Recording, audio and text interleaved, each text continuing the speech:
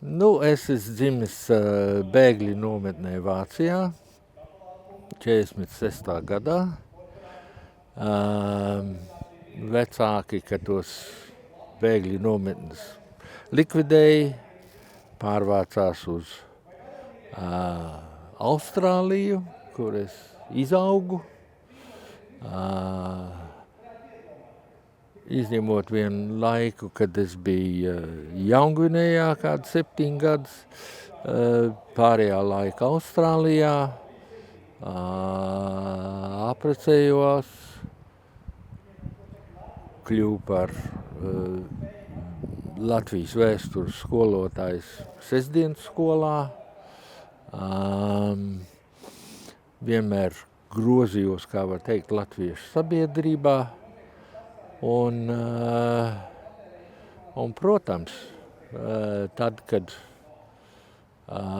sākās trešais apmods šeit, mēs visi sekojām,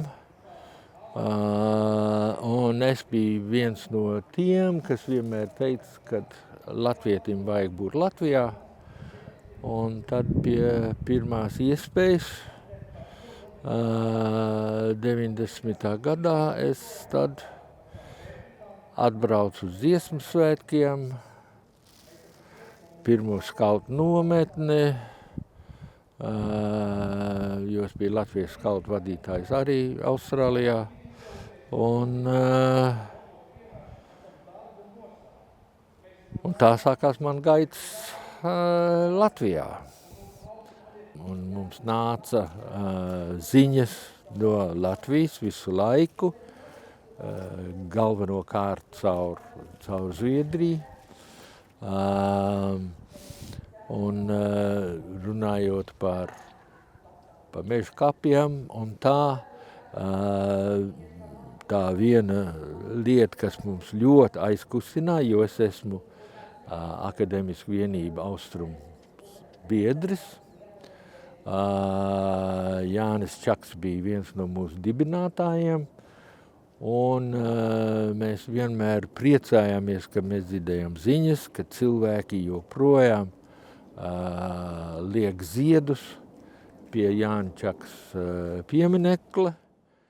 Kas mums būtu jādara, lai arī pēc 100 gadiem gan Jānis Čaks te būtu joprojām pieminēts, un šeit arī būtu tikpat daudz studentu? Mācīt vēsturi.